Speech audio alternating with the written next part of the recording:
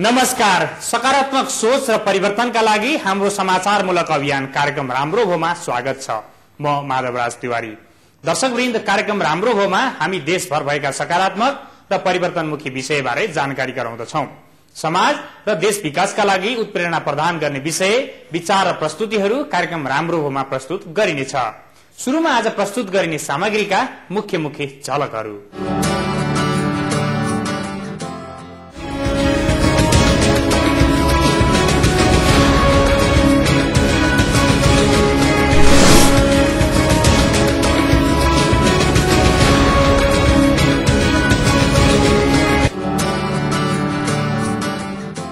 भौगोलिक बनावटका कारण Nepal rainbow trout माछाका लागि बढी सम्भावना भएको मुलुकको सूचीमा पर्दछ।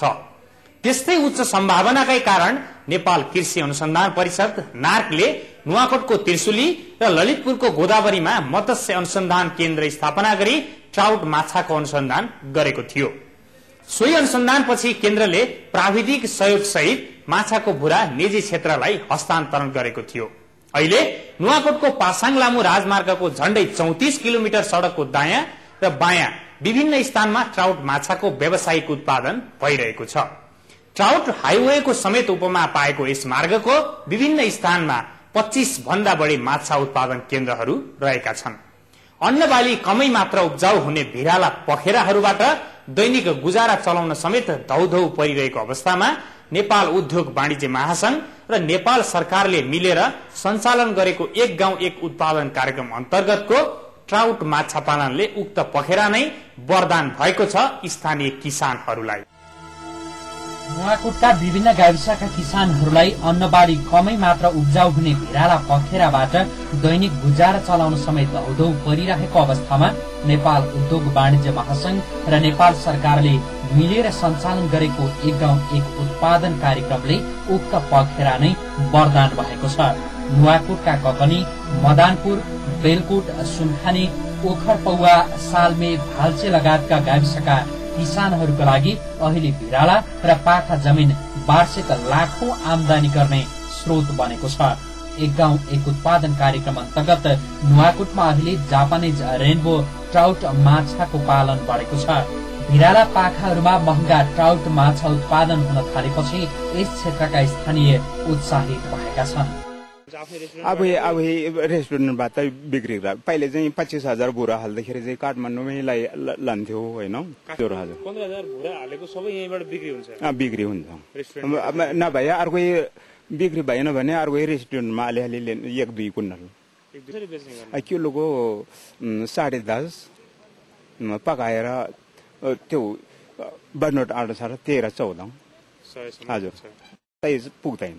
तो यो सप्री दियो भने 15,000 बुरो हो, करिब 25 कुन्टल हुन्छ होइन। 10 को धरले भने 25 लाख हुन्छ भनौँ न। अनि त्यसको इन्धन 9-10 हजार भए पुग्छ। स्टाफ खर्च के खर्च गर्दाखेरि कमाउँछ। स्टाफ र खर्च त्यो इन्धन खर्च गरेर त्यही 5-6 लाख बाँच्छ वर्षको। हुन त यस जातको माछाको पालन रसुवा, दोलखा, सिन्धुपाल्चोक लगायत 11 जिल्लामा पनि हुने गरेको छ। तर माछा पालनबाट हुने आय लोभ लाग्दो गरी उकासिएपछि नुवाकोटका किसानहरू माछा पालनतर्फ आकर्षित भएका छन्। वर्तमानमा ट्राउट माछा पालन व्यवसाय मुलुककै लागि आशा लाग्दा मध्येको एक व्यवसाय बनेको छ। नुवाकोटमा हालसम्म ट्राउट माछा पालनका लागि 12 करोड़ रुपियाँ भन्दा बढी लगानी भइसकेको नुवाकोट उद्योग वाणिज्य महासंघका अध्यक्ष शरण उत्सुक सापकोटा बताउनुहुन्छ। सापकोटाका अनुसार गत आर्थिक वर्ष 67-68 मा नुवाकोटबाट मात्र करिब 7 करोड़ 50 लाख रुपियाँ बराबरको ट्राउट माछा उत्पादन भएको थियो। ट्राउट माछाको उत्पादन सँगै पासाङ ल्यामू राजमार्ग छेउका किसानहरूले आय आर्जनको अर्को विकल्प पनि पाएका छन्। ट्राउट फार्म र त्यसमा आधारित रेस्टुरेन्ट बढ्न थालेपछि पासाङ ल्यामू राजमार्गलाई अहिले ट्राउट हाइवे समेत भन्न थालिएको छ। ट्राउटका लागि परिचय बनाउँदै गएको यस क्षेत्रमा अहिले ट्राउट नाम जोडिएका थुप्रै होटल तथा रेस्टुरेन्टहरू स्थापना भएको देख्न सकिन्छ। अन्य माछाको जस्तो ससाना काँडा नहुने ट्राउटको स्वाद चाख्न सार्वजनिक विदा तथा पर्वहरूमा काठमाडौँबाट धाउनेहरूको संख्या पनि दिन प्रतिदिन बढ्दै गएको छ। बाहिरको पनि आउँछन्, त्यो अमेरिकनहरू इधर उधर बाहिरकोले पनि खान्छन्। हप्तामा कुन दिनमा चाहिँ बढी प्याक हुन्छ? त्यही शनिबार त्यही 20-25 हजार। आफैले छानेको ताजा माछा पोखरीको छेउमा बसेर खान पाइने भएका कारण पनि माछाका पारखीको चहल पहल बाक्लिँदै गएको छ। अहिले ट्राउट माछा प्रति केजी 1100 मा पोखरीबाटै बिक्री हुन्छ भने पकाएर बिक्री गर्दा प्रति केजी 1200 रुपियाँ पर्छ। रेनबो ट्राउट उत्पादन गर्नेहरू रेस्टुरेन्ट सञ्चालनतर्फ पनि आकर्षित भएका छन्। यस्ता रेस्टुरेन्टबाट आफ्ना उत्पादनको बिक्री तथा व्यापार गर्न सजिलो भएकाले रेस्टुरेन्ट व्यवसायतर्फ आकर्षित भएको नुवाकोट स्थित रिक्रिएसन सेन्टर रेनबो ट्राउटका सञ्चालक ओम रायमाझीले बताए। रेस्टुरेन्टमा ग्राहकहरूले ट्राउट माछासँगै फापर, कोदोको ढिँडो, स्थानीय स्तरमा उत्पादन हुने मदिराजन्य वस्तु पाउन सक्छन्। यस्ता रेस्टुरेन्टमा वार्षिक 1 टनदेखि 6 टनसम्म ट्राउट माछा खपत हुने गर्छ। म यही हो सर, यी सबै जति नै अब यहाँ अब ट्राउट खाने मान्छेहरू सबै काठमाडौँकै हो। त्यो कारणले गर्दाखेरि अब म बाहिर जानु पर्दैन, हामीले यहाँ उत्पादन गरेको माछाले पुग्दैन, हामीले किन्नु पनि पर्ने हुन्छ। अब माछा तपाईँको खाँदा कस्तो हुन्छ होला, एउटा लोकल कुखुरा बाहिर कुखुरा जस्तै भन्नु पर्यो। र तपाईँको यसले चाहिँ के फाइदा गर्छ भने एउटा मुटु रोगलाई र एउटा प्रेसरलाई काम गर्छ भने चाहिँ विशेषज्ञहरूले भन्नुपर्छ। माछा खानेले अब धेरै राम्रो छ भन्छ। अब यो चिसो पानीमा हुने माछा होइन सर, यो अब तपाईँको अरू माछा जस्तो होइन, यो अब 200 ग्राम हुनलाई नै 14-15 महिना लाग्छ। यो अरूको तुलनामा यो माछा धेरै राम्रो छ।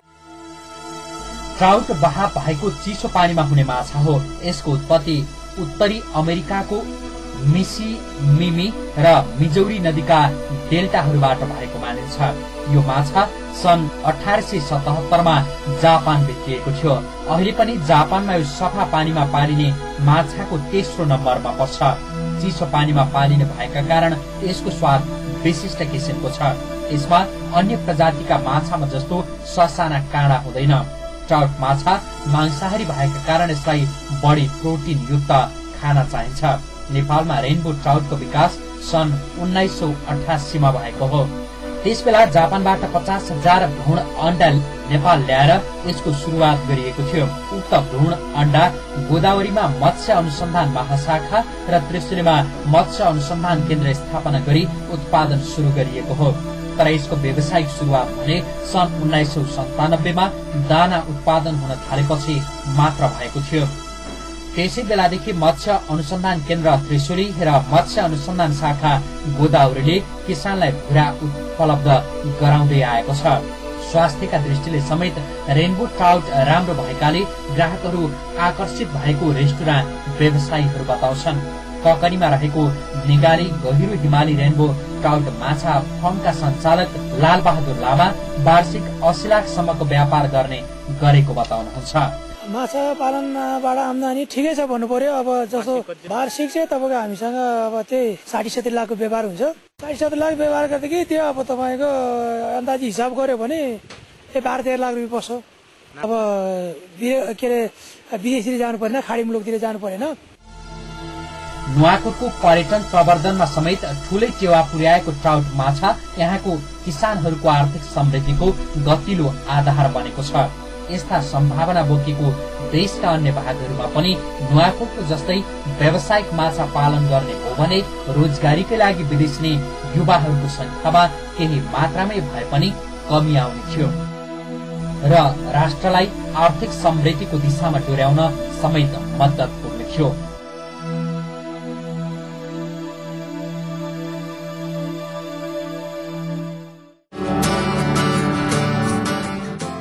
उन्नति, प्रगति, प्रेरणा र सुखद समाचारका सन्दर्भहरू अझै बाँकी छन्। विकास र परिवर्तनका लागि भइरहेका प्रयासहरू सहित हामी केही बेर पछि आउने नै छौं। एकैछिन केही व्यावसायिक सन्देश।